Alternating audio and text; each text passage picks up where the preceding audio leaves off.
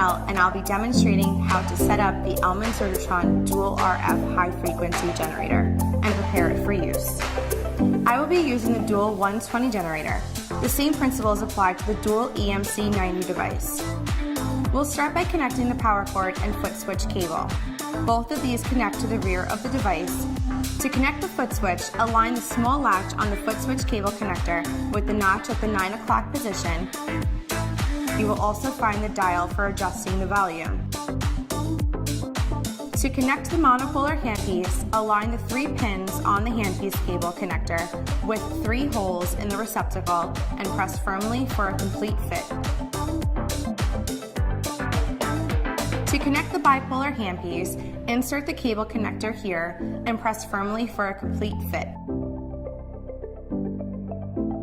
To connect the neutral pad, insert cable here and press firmly for a complete fit.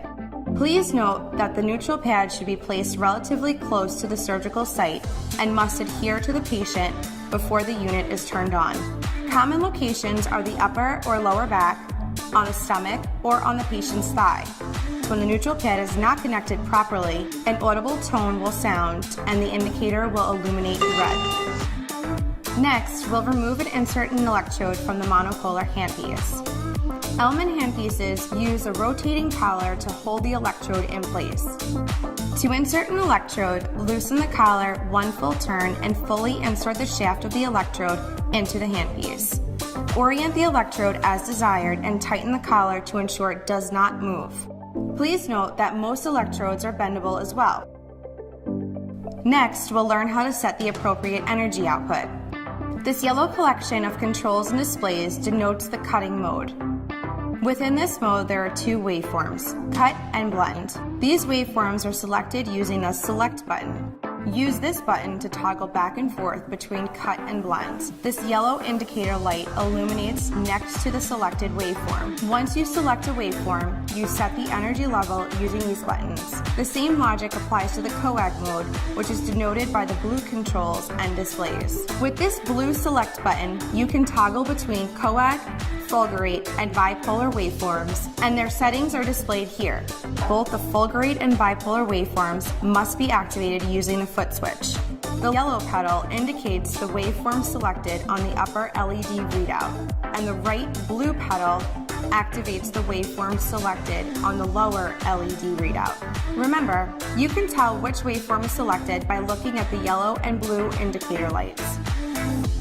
Before using a generator, it is very important to determine the proper setting that allows you to efficiently cut through the tissue without the electrode dragging or the tissue sparking. The best way to do this is using a piece of beefsteak as a specimen. To familiarize yourself with this process, please get a piece of beefsteak and follow along using your own generator.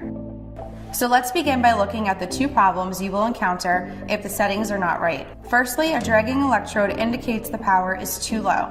To experience tissue drag, lower the setting to a very low level of 3 and try to cut through the beefsteak.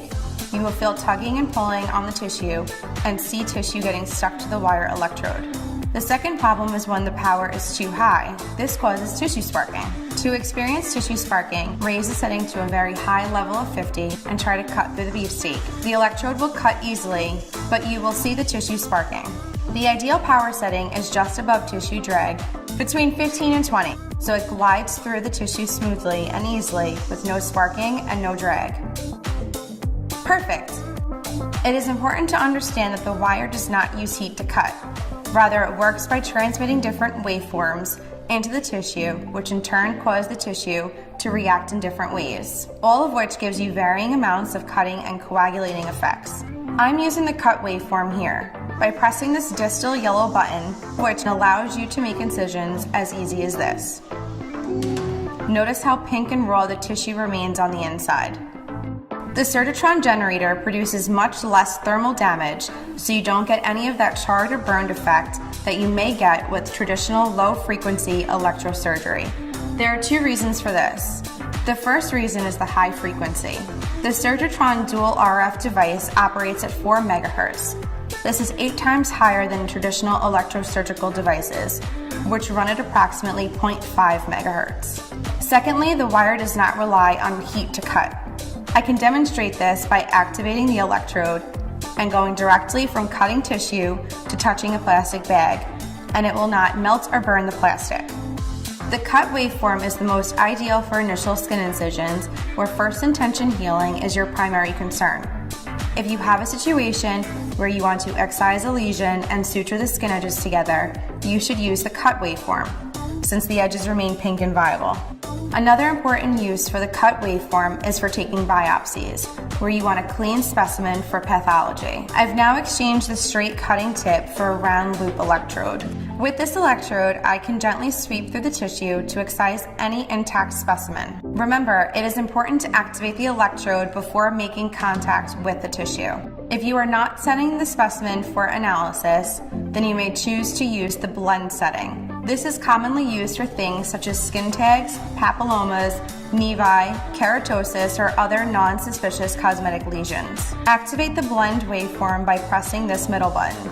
The blend waveform is a combination of cutting and coagulation, which helps control bleeding while incising or excising tissue. Again, notice that the underlying tissue is not burned or charred, which should result in excellent healing with minimal scarring. The coag waveform is used for achieving hemostasis. Now we will remove the loop electrode and replace it with the ball electrode, the most commonly used device for achieving hemostasis. Depress the blue button on the handpiece and lightly touch the bleeding areas to seal off the small blood vessels. Notice how the tissue blanches as it coagulates. This coag waveform is also the setting you would use to treat spider veins or epilate hair follicles using the Ellman fine microinsulated needles. The fourth setting on our unit is called fulgurate, and it is most similar to what you find in older devices known as hyplicators, where you are intentionally throwing a spark to destroy the tissue. To access the fulgurate waveform, press the blue select button until the indicator light illuminates next to fulgurate. To activate the electrode, press the right blue pedal on the foot switch. As you can see here, the difference is that it does actually blacken, tar, and burn the tissue, as opposed to the other high-frequency waveforms which preserve the surrounding tissue. The last modality on the Surgitron dual RF unit is called bipolar. The frequency of the bipolar mode is 1.7 MHz, lower than the 4 MHz we discussed earlier.